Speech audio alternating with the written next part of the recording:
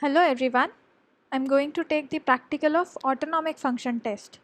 Autonomic function test is to test the integrity of autonomic nervous system, which controls blood pressure, heart rate, sweating and other functions like digestion, salivation, pupil dilatation, bladder emptying and sexual functions. It can also be used to identify small fiber neuropathy. Autonomic nervous system is divided into sympathetic and parasympathetic nervous system. How can we remember easily the functions of sympathetic and parasympathetic? The sympathetic increases the heart rate while it decreases the function of other organs. And parasympathetic works completely opposite to the sympathetic nervous system. It reduces the heart rate and increases the other functions. We have different tests for different system. For sympathetic function test, first is QT-QST ratio, sympathetic skin response, cold pressure response, hand grip test or also known as isometric exercise. The test for parasympathetic function includes standing test, standing to lying ratio, Valsalva ratio, tachycardia ratio and deep breathing test. There are few other tests. Test for pupillary function and test for lacrimation.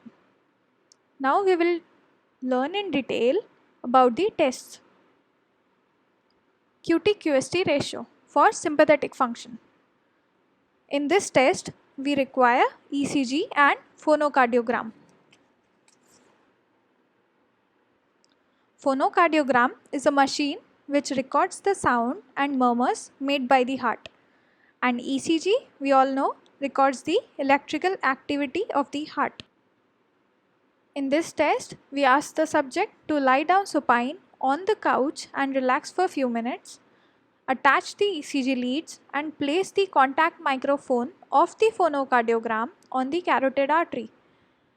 Record the ECG, especially the lead 2 and phonocardiogram simultaneously at a paper speed of 50 mm per second. This is how the graph looks like. It is showing normal ECG and normal PCG graph. On x-axis there is time in seconds and on y-axis there is amplitude. In ECG this is P wave, this is T wave, this is QRS. In PCG graph this is S1 which is a major vibration and the smaller vibration is of S2. Now we will measure the QT interval and QS2 interval.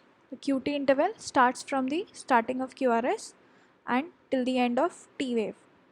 For measuring QS2, we take starting point of QRS in ECG till starting point of S2 in PCG graph. Then we measure the time duration. Now we determine the QT-QST ratio. Normal ratio is 1 or more than 1. In this graph, the QT interval is around 0.4 second and QS2 interval is somewhat less than QT interval. Let's take it around 0.35 second. Therefore, the QT-QST ratio is more than 1, which is normal. Next test is sympathetic skin response. Whenever the sweat glands are activated, the ducts get filled with sweat, which is an electrolyte, so the resistance decreases and the electric current can easily pass through the skin. The change in skin potential in response to a stimuli causes sympathetic activation. This is known as sympathetic skin response or galvanic skin response. For this test, we require EMG equipment or a polygraph and the electrodes. Now we connect the electrodes from the hand or feet of the subject to the EMG machine or the polygraph. Then we connect the active electrode on the palm or soles, the reference electrodes over the dorsum of the respective body part and the ground electrode between the two electrodes. The filter setting, the lower frequency is set at 0.1 or 0.5 Hz and the higher frequency is set at 500 to 1000 Hz.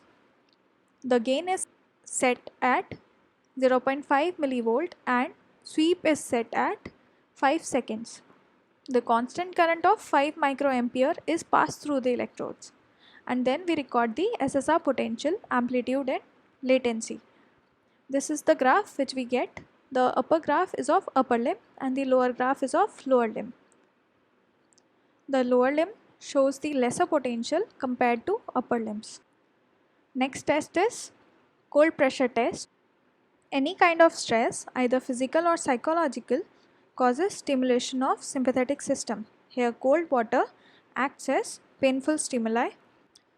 When we submerge the limbs in cold water, it results in rise in systolic and diastolic blood pressure. For this test, we require an IBP monitor, which is non-invasive BP monitor. As you can see in the picture, the first value shows the SpO2 value. First line, second value, which is 60, it is heart rate. The second line shows the blood pressure, 120 by 80, which is systolic by diastolic. Next instrument we require is sphygmomanometer, and then we require ice cold water just below 4 degrees Celsius. Before starting the test, we record the basal blood pressure of the subject. Then we take the ice cold water temperature below 4 degrees Celsius in a container and ask the subject to submerge one of his upper limb in the cold water for 1 to 2 minutes. Then we record the BP at every 30-second interval after submersion of the limb. As it is difficult to keep the hand in the cold water for long, the subject should be mentally prepared to keep the hand for at least 1 minute in cold water, and the temperature of the cold water should be 4 degree or less. Next is hand grip test. It is an isometric exercise in which subject is asked to maintain hand grip against resistance, which causes increase in heart rate and blood pressure.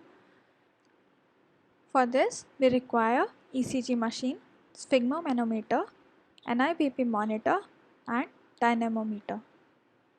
The image is showing the dynamometer. We ask the subject to lie down in semi-recumbent position. We connect the ECG electrodes, especially lead to recording, and NIBP monitor if available, or otherwise we use sphygmomanometer for BP measurement. Then we record the basal heart rate and the blood pressure before performing the test. Then explain the procedure to the subject. Ask the subject to hold the dynamometer with maximum effort and then measure the tension developed. As you can see in the picture, the dynamometer shows the tension developed. Repeat the procedure twice and take the highest reading, which will be known as Tmax. Now ask the subject to maintain a pressure of 30% of Tmax for 5 minutes. Then we record the heart rate and change in diastolic blood pressure. We should remember to record the blood pressure before performing the test. The subject should maintain a pressure of 30% of Tmax for about 5 minutes. The diastolic blood pressure just before releasing the grip should be recorded. Now next are the tests for parasympathetic function. First is cardiovascular response to standing. Immediately on standing from supine position, BP falls by 20 millimeters of mercury and heart rate increases around 10 to 20 beats. These changes occur within 5 to 15 seconds. For this, we require a multi-channel polygraph, an IBP monitor. This test also can be performed using sphygmomanometer and an ECG machine. Now there are various mobile apps available in which you have to keep your finger on the camera and they show the heart rate. So you can try those. Now ask the subject to lie down in supine position and connect the ECG leads. Now tie the cuff of an IBP or sphygmomanometer around the arm of the subject. Ask the subject to relax completely for a period of 10 to 15 minutes. Record the basal heart rate using the ECG and the blood pressure. Ask the subject to stand up and remain motionless for 3 minutes. Mark the point of standing on ECG paper. Record BP immediately after standing at the end of 1 minute and 3 minutes. Now calculate the heart rate using ECG immediately after standing. Now determine the 30:15 RR ratio from the ECG recording. The 30:15 RR ratio is a measure of cardiac vagal response. On standing, the heart rate increases and reaches maximum at 15th beat, after which it starts decreasing and becomes stable at about 30th beat. Therefore, the 30:15 RR ratio is very important. The ratio less than 1 indicates autonomic insufficiency. So we can calculate the 30:15 RR ratio by dividing the longest RR interval, which is slowest heart rate among 30 beats after standing, by shortest RR interval, which is fastest heart rate among 15 beats after standing. We should remember that the subject should relax completely in supine position for at least 10 to 20 minutes for recording resting blood pressure and heart rate. When the subject stands up, he should lean against the wall to avoid the effect of muscular effort of active standing on heart rate and blood pressure. And the change in heart rate and blood pressure should be observed within 15 seconds of standing.